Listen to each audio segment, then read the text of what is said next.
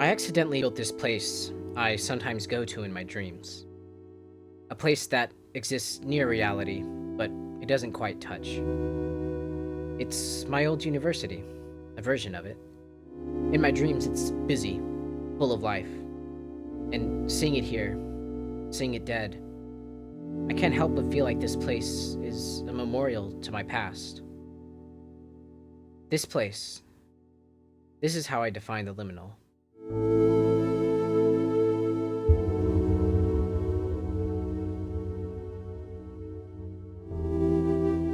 This is not the first time I've put my dreams to paper. One, an allegory for Buddhism. The other, I had a crush on, it was the lead singer from my favorite band. It's embarrassing. Listen, the point is, it took place at this location I frequently go to when I sleep. A highway crossroads, surrounded by trees. Roads with no cars. When I illustrated that place, I felt like I was able to do this impossible thing. Like, I was able to make this thing that only exists outside of time, and make it exist within it. And I did. And I was able to share it with another person. This is what Limbo should be. That's what all of hell should be. This impossible space where my dreams can have flesh, and the infinite can be made touchable. Limbo, this place, I thought it would just be a city, a very literal representation of a place that exists somewhere in Earth's future. I wanted the architecture to be consistent and grounded, for it to make sense. Then I made this. I didn't realize I was making my old uni when I started building. I thought I was making an Italian-adjacent Gothic Victorian Art Nouveau thing. And then I looked at it, and I felt a very real, very strong nostalgia. I felt that pain you get in your throat when you mourn something you've lost. It had a power over me, and I felt compelled to listen to it. So I tore everything I had built down and tried to fully engage with the memories that were overtaking me. I've decided Limbo will not just be a city, it will be the place where my mind lives. Everything I've recorded from my dreams, the nightmares and demons, the impossible places and infinite architecture, it will live here in this digital space, and man, if I do this right, I'll feel that pain as I walk through it. Not a bad pain, though. The way I feel when I think about Orpheus and Prometheus. The way I feel when I read all the tragedies I love. All the movies I watch with dead heroes and unrequited love. A catharsis. The good old days were, of course, never really that good. I am now the person I've always wanted to be. I can find that I can be alone and not lonely. But there is something to that other life. The people I knew there, the person I was then. I mourn it. At least a little.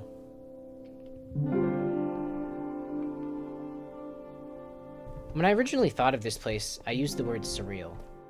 Surrealism, as a movement, as a genre of art, has always inspired me. The same way horror does. These two things, horror and surrealism, they feel very close to each other. The same way dreams and nightmares are. Liminality, I think, is the nightmare to surrealism's dream. But I never really could define liminality. I would always come up empty, unable to find out what made liminal spaces unique to surreal ones.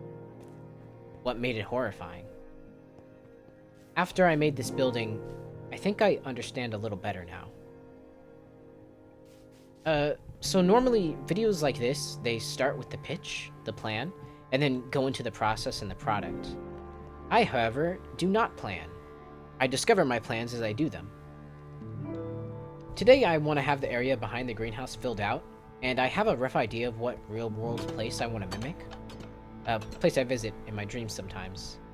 In-game, of course, I will need a reason to visit this area, so I thought a moss farm would be a good fit to put in one of the buildings here. That's the idea, but the building from here on out will be a strictly vibes-based methodology. For this area, I want surrealism to commingle with liminality, and though it might not be obvious right now, I want to take a lot of aesthetic and thematic elements from the miniseries Maniac. I don't think that will be obvious for this building, but it will be integral to its base, and when I move forward, everything that deals with it.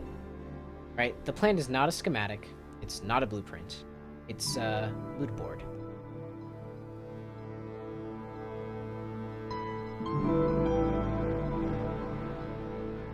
Surrealism is a genre that is very much ingrained within Minecraft's core. If you've played this game, then you've seen this painting by Zetterstrand. And tell me he isn't a surrealist painter. Ben Zank, though, is perhaps one of my favorite surrealist photographers. I have one of his books, Nothing to See Here. His collection is brilliant, it's exactly my cup of tea, and the works of him and many others informs a lot of what I do. I feel like someone might look at their work, Zetterstrand and Zank, and call it liminal. I think those people would be wrong. Well, not wrong. Not incorrect in the way an answer to an algebra problem can be incorrect, just inaccurate. Liminality is surreal, but it is not surrealism. Some of his work is eerie, and some of it is unsettling, but it is not liminal. What makes liminality unique, I think, is not just the vibe, it's the subject. I believe liminality is defined by man-made spaces, devoid of people, and serves to document the decay of the 90s and early aughts. Abandoned malls, water parks, office spaces. These images are not unsettling in a vacuum. They only have meaning because of their cultural context. Liminality is the decay of what was, of public spaces and crowds, and the rise of a more isolated society. I don't think it's a coincidence that this thing blew up during COVID. I've heard people say of the liminal that it's defined by transitory spaces, places one is not meant to linger, only traverse. And I think that's true, but I wonder if the transitory nature of the liminal is more than that. A place between life and death, the living, the decayed, and the end. When we say something is liminal, we aren't just saying it's surreal, we're saying something more. We're saying it has the hallmarks of this early millennium decay. I think most normal people would describe Ben Zank's art as liminal. I don't think that's because they're stupid. I think it's because liminality is all they've ever known. They've looked at something that gave them a real, emotional reaction and are attempting to put it into words they know. How could you be mad at someone for doing that? How can you make fun of someone for pronouncing a word wrong, if that means they've only been able to read it their entire life? So when I say liminal, I'm not talking about surrealism. I want to capture the specific feeling of urban and suburban decay. The places I visited when I was a kid. They were living and breathing. Now they're dead. All of those places are dead. Some have moved on, some have been torn down. The poor neighborhoods I grew up in, absent of people, replaced with white block buildings and suited white men. They wear faces that always smile, but never happy. It's a unique hell, a unique nightmare to see develop as you grow older. Maybe this is nothing new. Maybe this has always been true. That this is the way the world has always been. But I'm living through it now. It's new to me. And it's terrifying.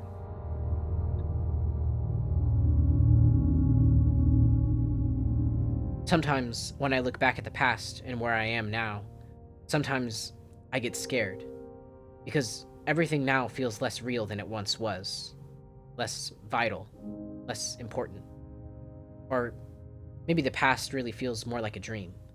Like something that never existed. And that what's happening here is only a fabrication of that imagined past. Sometimes I find it hard to distinguish between reality and dreams. Sometimes I find it very difficult to remember things that other people find trivial to recall. Despite routines and schedules, fulfilling work and meaningful relationships, sometimes time means nothing to me.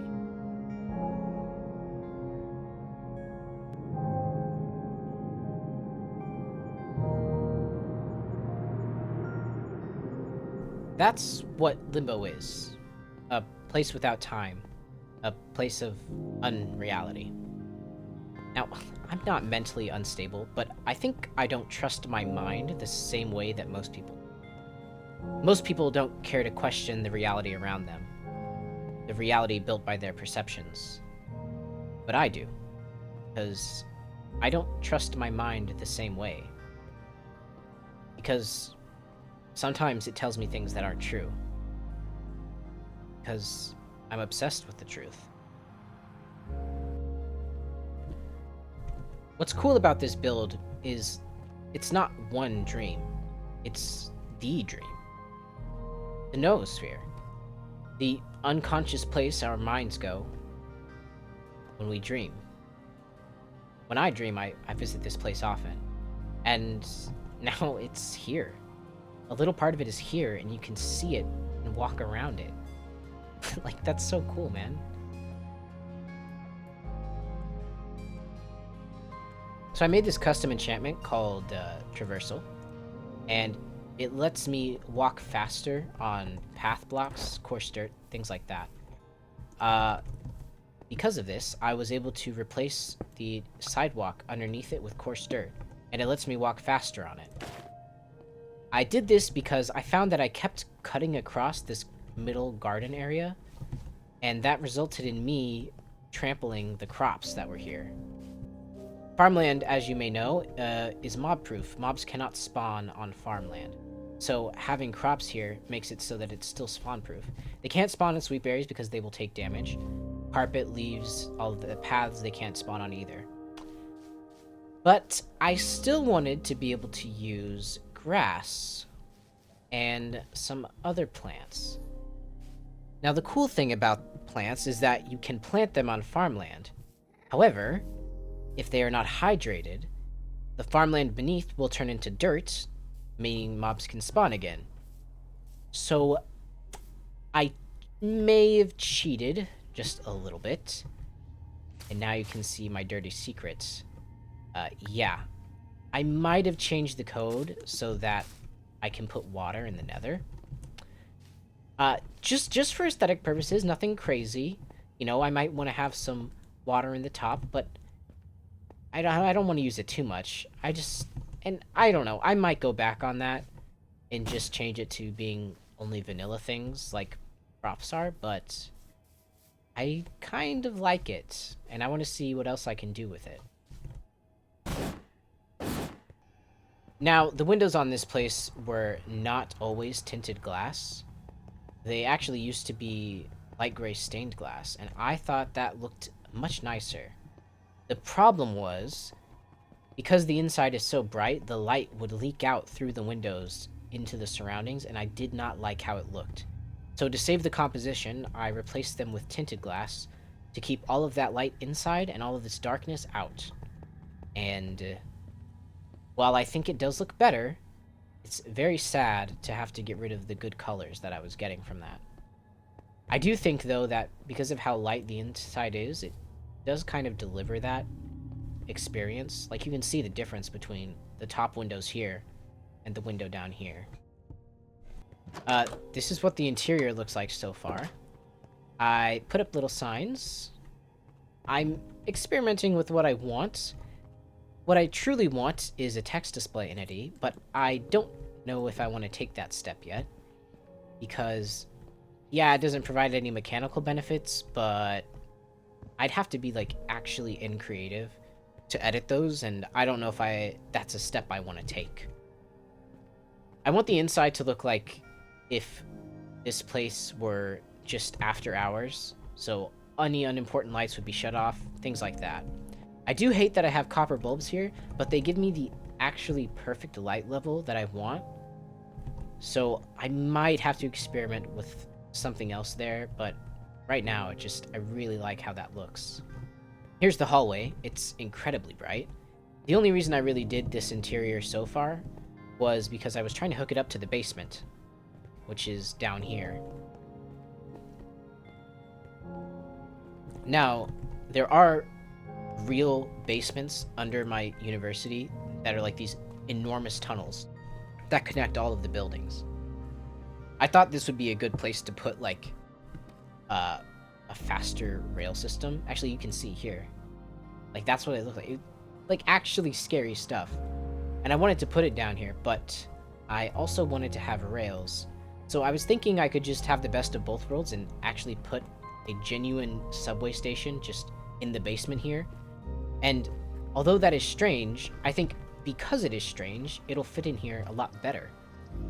right? Giving it that kind of dreamlike feeling of just, you come down into the basement and all of a sudden it's a subway. It doesn't make sense, but at the same time, it makes perfect sense. And in here, this is the moss farm. It's a brilliant design that I found, and I don't remember the name of the guy I stole it from, but I will put that up.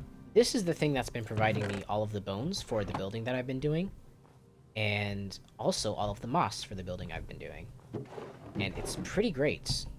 I have a chunk loader up here that will kill me if I turn it off, because I live in a snow biome, and in my data pack, water is just as dangerous in lava if it's cold. So right now it's broken, which is great. I just figured that out. Fantastic news. And no, this guy over here is not the son of Nico. It's just some random guy I found, I picked up.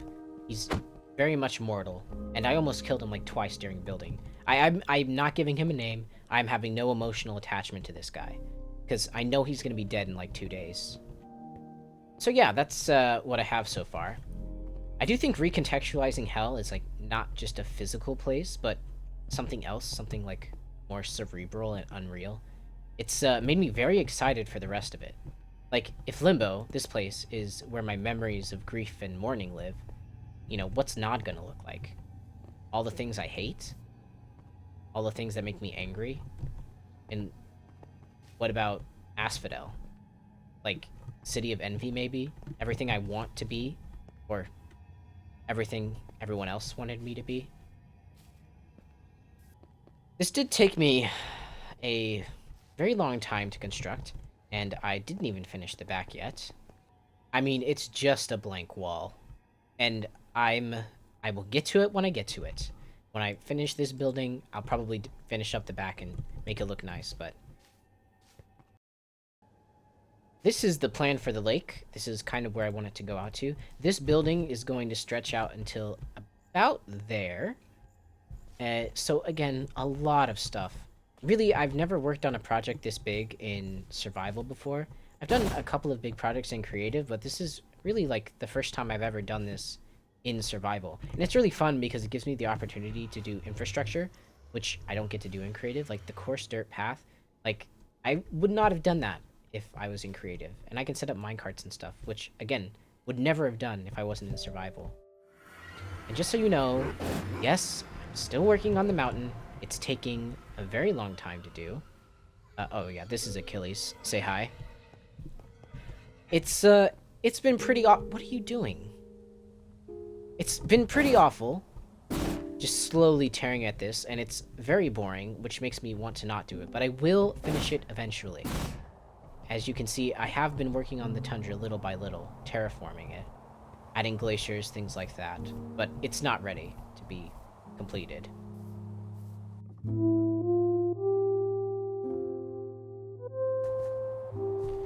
But I am excited to work on the overworld again. I do want to kind of fix up this guy's place and make it a little bit better. Because, I mean, that's an eyesore. I've just been doing little bits at a time. Like over here. This is a farm for, like, crimson roots and stuff like that. Oop. Yeah. I've also been working on the data pack, making it a little bit more polished. Like, now I have a bar that tells me how powered up my boots are, and when it's full I can like go really high. So yeah, it's coming along. I don't love how a lot of it's implemented, but I am working on it. And I've been redoing textures and things like that. Like, all of this has been stolen from all the people who did work on Raspberry's mod pack. And, you know, that it's fine. I stole it for my own personal use, but if I ever want to give this to other people, you know, I'm going to have to ask permission, and they might say no. So I need to go through and do some retextures for a lot of stuff. I did fail to mention, this is, some of these items are from Jake's Build Tools, which is an awesome data pack that I found, which essentially, like, it just makes everything easier. Like, I could just replace the blocks. It's so nice. And this, like, the sledgehammer lets you, like, mine out a 3x3 area. That's the only reason I continued working on the on the mountain, because I had a tool that I was able to do with it. I did retexture some things, but I still have a ways to go on that. But yeah, I think that's all the news for now. I'll keep working on it in my free time and things like that, and see what I can do. But I feel like if I keep talking, I'm just gonna keep rambling, so, goodbye, everyone. Look how tiny I am.